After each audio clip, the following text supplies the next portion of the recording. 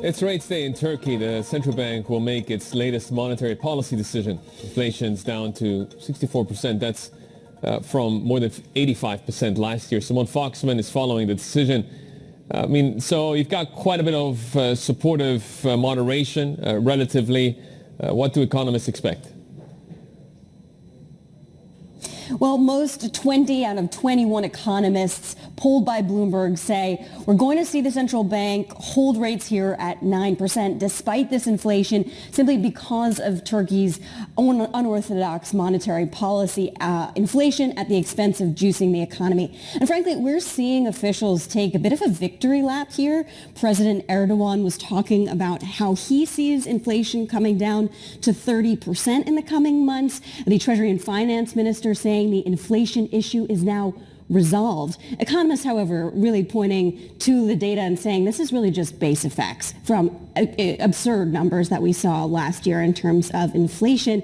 But the monetary policy decision for them, less important than some of the regulatory measures that we've seen out of the Turkish government recently, really trying to keep lending rates to commercial entities very low. They've had some success in doing that.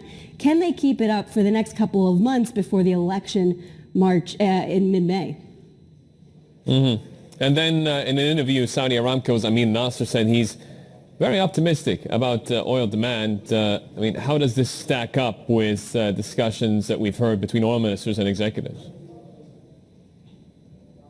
Yeah, honestly, I think this was even a bit more bullish than what the Secretary General of OPEC told Manis earlier this week, that he was cautiously optimistic on oil demand. Some more highlights from this interview with Amin Nasser.